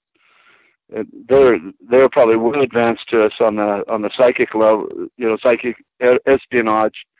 So I'm sure there's stuff like that, though. I'm pretty sure. Well, yeah. I've had people that told me they worked for them, but there's no way of proving it. Yeah, when you were telling me about that earlier, it automatically brought up Stranger Things in my mind, and the sort of facility that girl was in, and the things they were doing to her to try to progress her psychic, gifts, and making her bleed from her nose because it was too integrative and too hardcore, and she couldn't really handle that at that time, and they were just pushing, and so she eventually escaped by her own means. And that's exactly the feeling that my friend got from him. He was telling her that he could levitate and all this stuff while they were chatting, but when it got, to meeting in person, all of a sudden, I can't do it right now, and, stuff like that. I'm not going to say he wasn't gifted, because I've seen him in action. He is gifted, but I'm not sure if it was all for good. Yeah, well, yeah, he was trying to get you in there to do certain things because he was going to lead it, but make Yeah. lower levels do the dirty deeds, and the things that would be hard on those poor kids. I could only imagine what was going to happen, or what did happen after you failed to do what he wanted you to do. They probably followed through with it and did their own thing, and that's pretty scary. A pretty scary thought in my mind. Just manipulating these poor kids and not letting them have their childhood is pretty sad. Yeah, exactly. Yeah. It was, an honor that he asked me to do it, but everything was negative about it. I'm glad I didn't. I'm glad you declined and you didn't do that, because I think that would have been a very, very hardcore downfall. And I know when I first met you, you said, "Thank you. You woke me back up," and You did. I was going to actually talk a little bit about that tonight, because I kind of backed away from the spiritual stuff for several years. And you called me out of the blue, and I still don't know where you got my phone number. I think it was a text. You had something about a kid with a possible demonic possession. Mm-hmm. And it was like, wow, how did she know about it? Because I hadn't advertised or anything for years. And then the next thing happened was I was talking to a lady from a dating site, and we were flirting, and she called me, and we talked for like an hour, and then we said goodbye, and she gave me her Facebook information, so I friended her, and the first ma'am I came to was a pagan ma'am, and okay, that's a sign. I need to tell her about what I do. So I texted her and told her that, about some of the stuff I've done, and she goes, "Can I call you back?" Well, 2 years before, her son had committed suicide. He hung himself in the closet, and she told me that she never told anybody what she told me, that he was having trouble for weeks, like the light just kept going out in that closet, and she thought it was demonic. And so she was changing the light bulb one day, and it was, "Get out of here, you don't belong, we don't want you here," all these voices she was hearing. And she told her husband, and he just laughed at her. But anyway, so here she is, her son, committed suicide, and it was 2 days after you asked me about the helping the little boy that this happened. So it's like when the universe wants you to do something, it's going to pull you in there, And I ended up actually doing a reading, which I don't usually do. If they cross over, usually I don't get them. It's totally up to them. But she asked me if I would try to contact him, and I did, and it was I have it on my site written down. But, actually, I have the chat. I did the screenshot of our chat, me and her. We did it all on chat. But he was able to. He showed me her at the kitchen sink, and at first I thought he was trying to contact her as a ghost. And I asked her about that, and she goes, "Oh, no, but that's where I was the last time I seen him. He came up in the room, told me his dad was making him quit football or quit baseball, and he's done." And he went up to his room and hung himself. So he showed me that. He showed me a car wreck and he kept showing me, he showed me twin girls, and he showed me a really sick little girl. And I told her all these things, and every one of them. The twins were friends of his that were in a car wreck. One of the twins died and one lived. And he ended up doing a lot of, he organized a dance to make money for the parents. So, all these validations were hitting with her. And when I did the reading, at first I thought it was for him, to try to help him cross over or whatever. But it wasn't. He had already crossed over. He was worried about his mom. And she was doing drugs. She was taking pills and drinking at the same time. And he just wanted her to know, because she was blaming herself, for the suicide, which is probably, almost any parent would do. And I actually ended up losing her because it wasn't demonic, and she didn't want to accept that. Because just think about it: if it was demonic, then she has no say in it. It was the devil made him do it. but it was the dad. And she did come to that conclusion that she knew it was the dad because he was always, his brother played football for Texas El Paso, and he wanted to play. Oh, that was one of the things. He kept showing me his hand like a little kid showing a boo-boo, you know, kept showing me his hand. And I told her that, and she's like, oh, my God, yes, he's going to have surgery on his hand, and he was so depressed because he thought that was going to ruin his football career. So, you know, I was able to give her some closure, but it wasn't the closure she wanted. She wanted me to tell her, yeah, the devil did it. And I can't get myself to do that, you know, just tell somebody what they want to hear. But I haven't heard from her for a while, but I think she'll be back. She called me one day not too long ago and then hung up when I answered. So I think she's thinking about it. Yeah. Well, my next question was, I know you have had so many cases. And I know that there's Christina's case, Whitney's case, there's other cases. Can you fill us in on, you know, the different entities and strategies that you've had to use for these different cases? Sure. Christina's was really interesting. She's one of the ones that DJ pimped me for. Was a friend of DJ's, and she asked me if my friend's like suicidal. Can you work with her? So first thing I did was her aura, and if you post that before pick, you'll see the difference. She was lost. I mean, just given up. So I helped her find her guide, and then I did during the meditation for the guide, I caught her entity, her possessing entity, and the entity was named Maria, and she was a prostitute in the early 1900s, and she was hung by overzealous Christians, you know, like you're sinning, so we're going to kill you, do God's work kind of thing. But she possessed Christina when she was really little, like 5 or 6. But she'd been with, and that's one thing I wanted to say too is sometimes there's a conflict that brings these out, where they can live peacefully inside somebody for a long time without anybody even knowing it. And this is what happened with Christina. She moved into a house that had a haunting, and when I did the releasement, the little boy, I guess I caught him in meditation before. There was a little boy who had his head in the corner, and he wouldn't show his face, and he felt that he was evil, he was bad, nobody could love him, he was just a bad boy. But he was a good boy. Yeah, he was. And then his dad showed up. Yeah. Then his dad showed, who's also haunting the house. And the dad was one of those, just like the Christians that killed Maria. He was the staunch Christian, and you know, lived by the golden rule, and not the golden rule. He didn't live by it, but you know, he could do evil in God's name, I guess I should say. But anyway, the night before, we were planning a Friday. To work on a Friday. Well, Thursday night, I was sitting in my house and I heard a baby crying, and I live in the boonies. My parents live next door to me, and they don't have a baby. So at first I was like, what the heck? And then that's spiritual.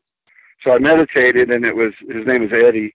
It was a little boy, and he knew something was going to happen, and he was worried that I was going to take Maria, because Maria became she consoled Eddie while Christina was living there, and he became protected by her, and he was worried that I was going to take Maria away and not take him.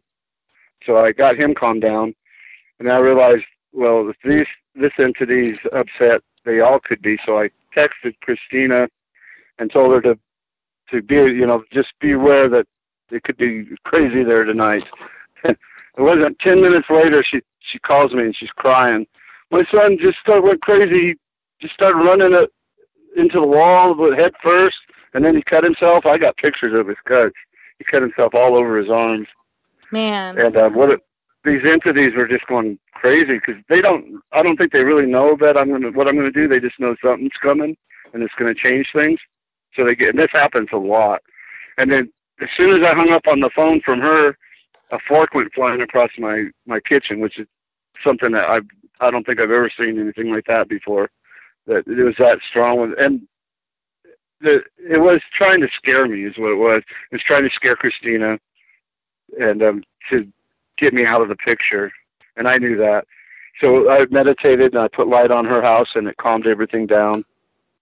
And then the next day I did I hypnotized her, and I have a video of this on my site too. I hypnotized her and I asked for the strongest entity, which I always do, and that was the dad. His name was Walter. He came forward, and actually he went to the light. His wife came for him. So then and then I asked for Eddie, and then I seen why he was hiding. He didn't have a tongue.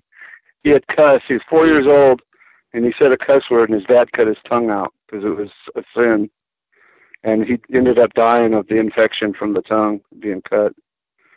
And I was in tears because here this kid, I was telling him go light, and he goes, "No, I'm a bad boy. I'm a bad boy." And I had DJ was there. Everybody was sending this little kid love, and telling him, no, you're not bad. You're a good boy. That you'll see when you get to the light, all those things will clear. And sure enough, his mom came for him for the light, and he went. And then I dealt with Maria, who was ready to go, and she was she went right away. And I can't even remember right now who came for her. But what was kind of cool is one of the signs of possession is cravings that you normally don't have. I asked Christina, and she goes, "Yes, I've been craving seafood, and I hate seafood." And as soon as Maria left, she quit liking seafood again. So that was one, and yeah, and that was so strong. That was also one where when I was working with Eddie and Walter and Maria, Gabriel and Michael were there, and they took out at least 4 dark entities. Now, a little update: the same house. Christina moved actually to Colorado after that, so she's not there, and she is doing amazing. She was in an abusive relationship at the time. She's gotten strong enough to get out of that, and she's working her own job, paying her own bills, raising her kids, not depending on anyone. She's happy most of the time. She's just day and night different. That is so awesome. I'm so proud of her. Yeah, I'm so proud of her. Kudos. She's just really, she's like you. She could have wallowed in her pity or gotten strong and moved on, and she moved on. And I'd like to actually have her on sometime and let her talk about her experience a little bit, because it was really amazing. And, she's not perfect. She's not perfect. She still has problems. She still has ups and downs, but she can deal with it like a trooper now, And that's another thing I like doing about this is almost everybody I help becomes my friend. And Christina's one of my best friends. Now, I met her through this. So, and, what I was going to say is, she was living with her sister at her sister's house. Just last night, her sister's telling me that there's something in the house that's messing with men, that men are in the house. And one man says it's a sexual feeling, another says it's an evil feeling. So stay tuned. I'll be working on that one next, probably. But there's something in that house. Yeah. I had a bird just like that. Like, he befriended my husband, and then as soon as my husband brought him home, he's like, "Screw you, dude. Like, you're a pecker person, and so I'm going over here to these ladies, these fine ladies, and I'm befriending them, and you could just go away." And I even let him out a few times, and he'd go over and attack my roommate, Tommy. He'd start at his boots and work his way up, and then he bit him on the stomach and the chest a few times. I could not believe that he did that, but he is just so enraged at men, like, just as a spirit would be, He's a spirit. He was until he passed away, but, these spirits feel a certain way about men or women, and they carry that on to the next life, most generally. Yes. You don't just especially if they haven't crossed over, they keep it, It's still with them. Just because you've passed away doesn't mean that you've changed your colors. Generally, when you pass, you're the same person you were. And sometimes, after a while, it will change according to what's going on in your environment. But otherwise, like, you're the same person, and you're not just, okay, I Yep. passed away, I'm going to be a good person now. No, that's not how it works. No. It's a school Exactly. of thought or morals or whatever it is. Right. And another one I want to talk a little bit about is this is the first. This goes back to where never think you know it all because you're always learning. To me, any possession's bad, even if it's there for a good reason. It's living off their energy. It's harming you backhandedly, I guess.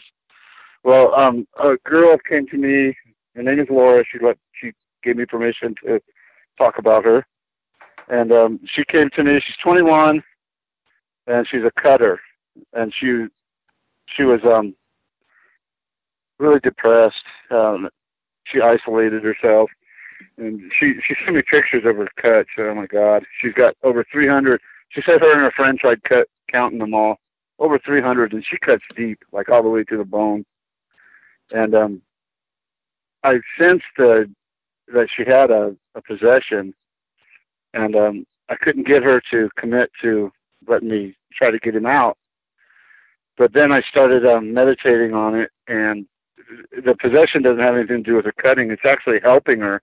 It's the first time ever that I am not demanding to get this thing out of her, because it's actually helping her right now. Now it's going to become a time that she's going to be ready, and I think that this spirit, and it doesn't even feel human to me. I can't really focus on it. I don't think it's human, but it's not evil either. It's helping her.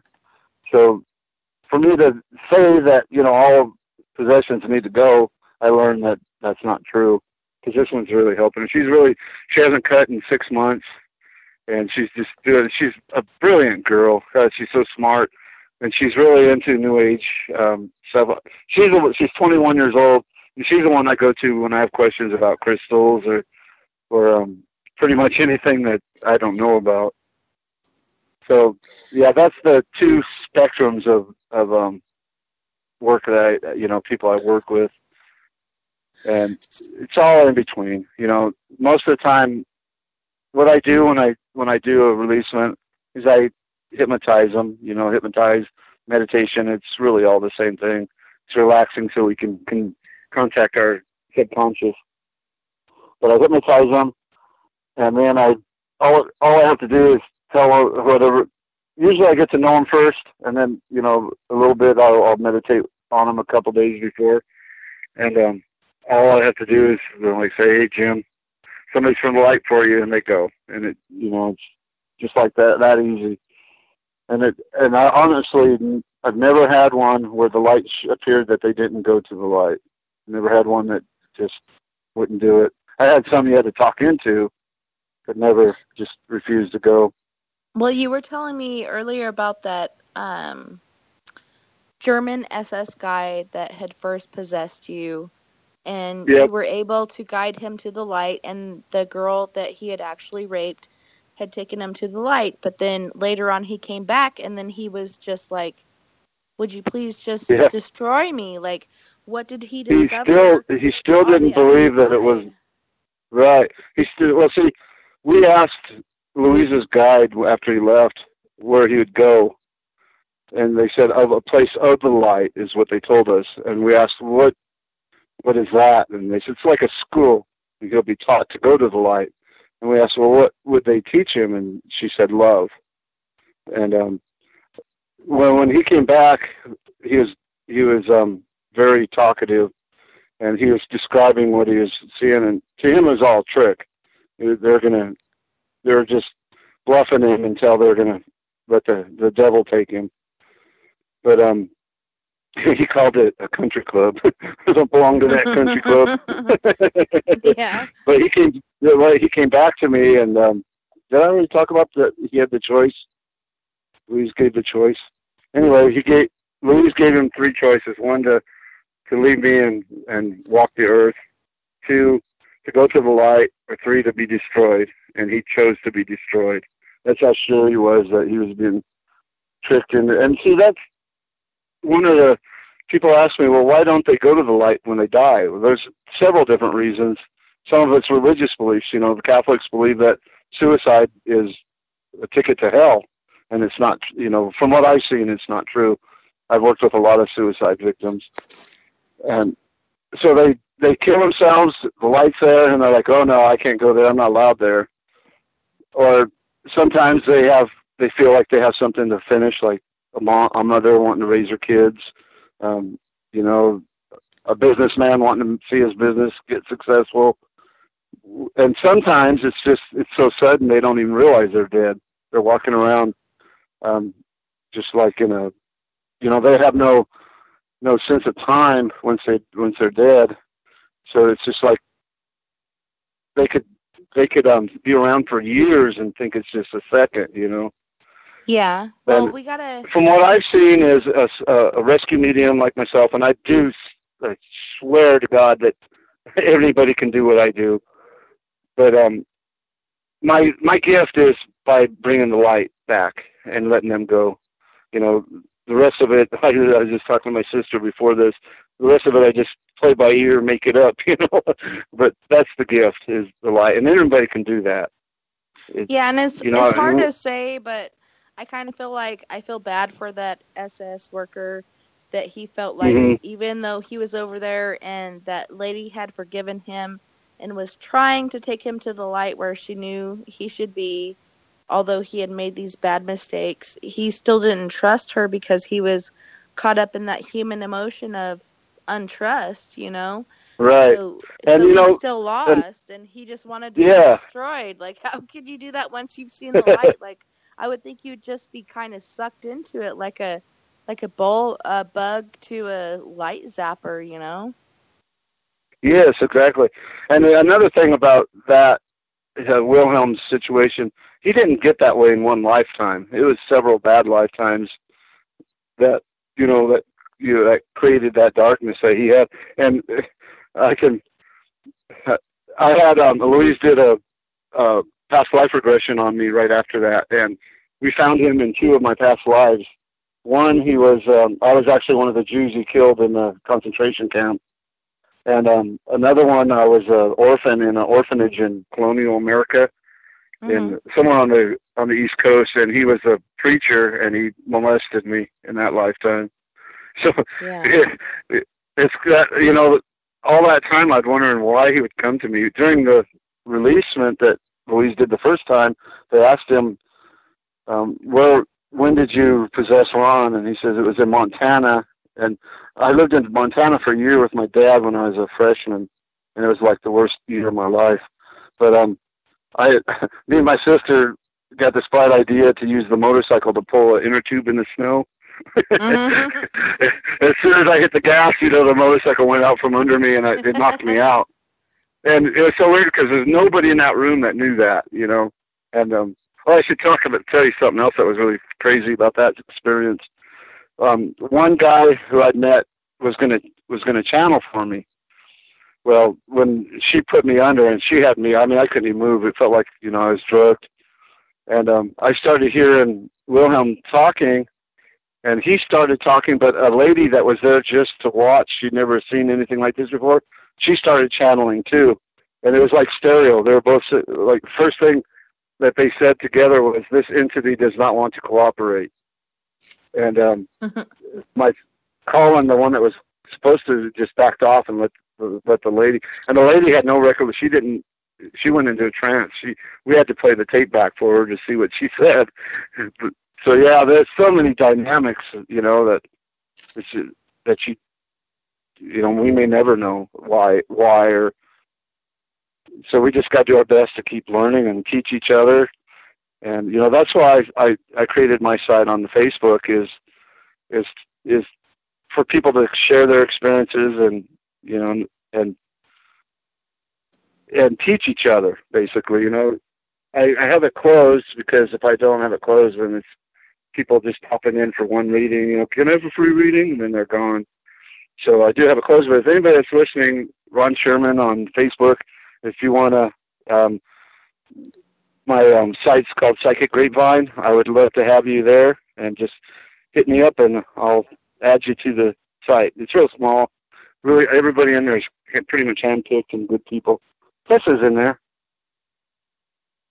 Well, thanks so much for sharing your links and stuff for people to get a hold of you because, I know some people may want to do that in the aftermath of this show to follow up with you because we haven't done a live chat. We would generally do that in the third hour and ask questions from the group and call in, etc. And I'm so sorry that we had that hoopla with the technology going on.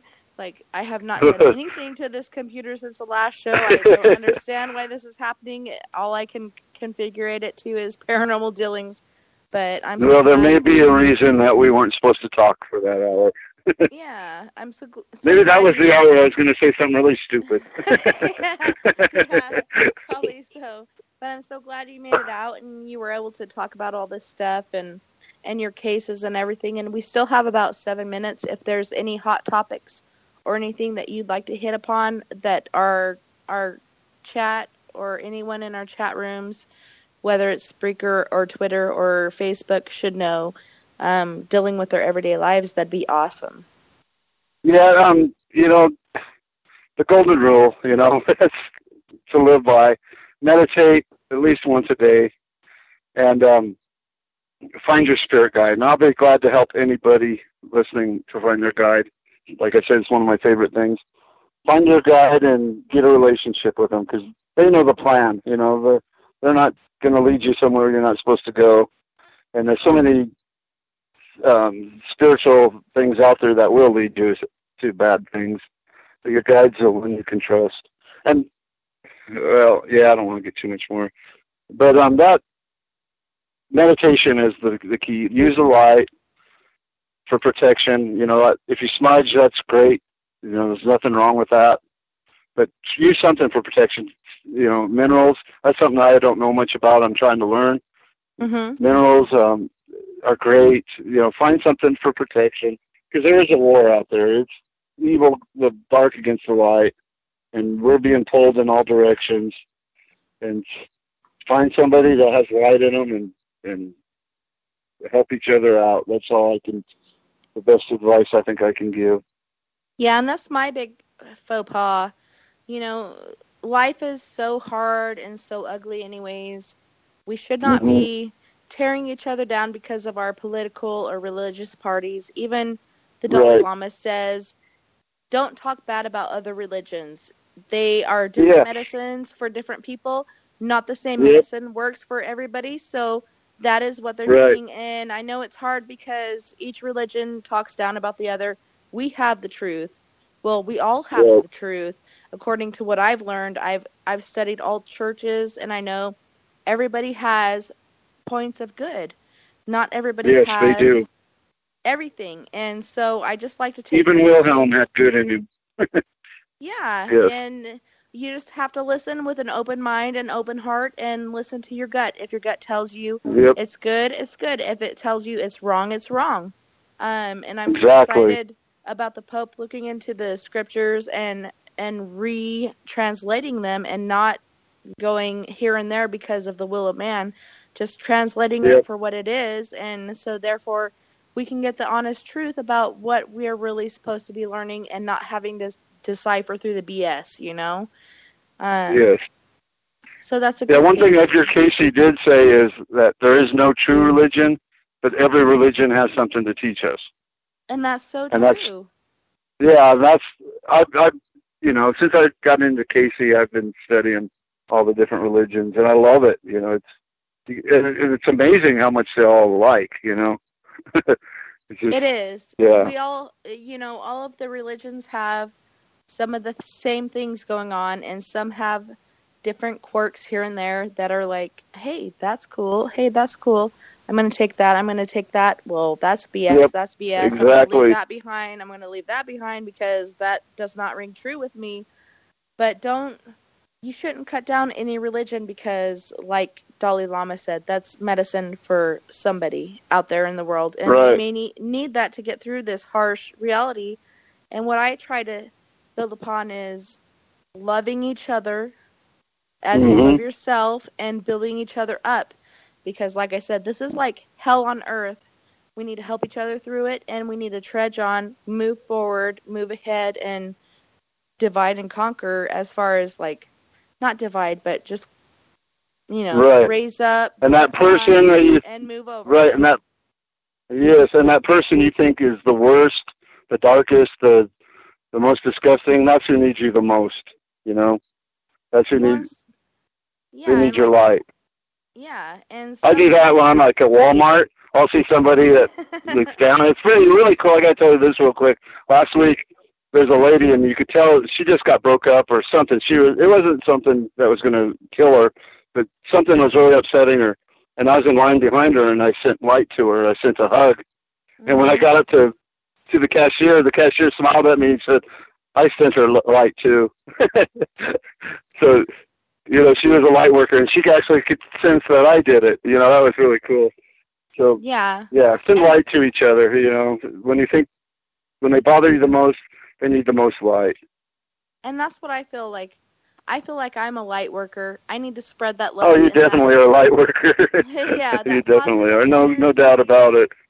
Yeah, all that good stuff to someone else. Raise them up and help them get through all these barriers that we're dealing with, and exactly. Physical and metaphorical and whatnot. It's a crazy, crazy place, and we're coming up on a minute before shutdown. Any last tidbits or where they can find you? Or just thank you so much for having me on. I really enjoyed this. You made me dig back into stuff I'd completely forgotten about. So this has been. I'll be glad to come on anytime you want. And just keep up the good work. You're doing great stuff. Really Thanks, proud Ron, to be your friend. So are you. I mean, you're doing good work all the time, and you know, when I met you, I knew you were a good person, and we all have our different struggles and everything, and right. Like I said, we need to lean on each other and help each other through and move forward above and beyond. And what you're doing for people, helping them get rid of these attachments and entities possessing them, etc., etc. I mean, where else are they going to find that? Exactly. And I really think that's my calling. So, you know, we all have a calling. And well, thank you. Thank you so much for being on. Thank you, Tessa. Oh, you're welcome. And I want you too. Thank you so much, Ron, for being here tonight. And thank you to everyone in SOR Facebook, Spreaker, Twitter, and wherever else you may be listening in the universe. I had a wonderful time. It was my pleasure, literally and figuratively. I can't wait to do it all again next Sunday. Actually, this next Sunday, I will not be on. I will be in Arkansas burying my Uncle Daddy Rex Thomas. Wow. And so I won't be on next week. We'll have a recording playing, but please stay tuned to Spaced Out Sundays here at spacedoutradio.com. And until next time, nighty-night, love and light to all my space cases. And don't forget, we are all in this together. Together we can make the world a little better. And together, my friends, we own the night. You guys have a good night. And thank you for hanging on and tuning in there with us when we were so, so lost. Good night. Is promising the deepest thunder. We'll tell you you're the perfect girl. We'll crawl for miles through the sand to win your hand and be your man.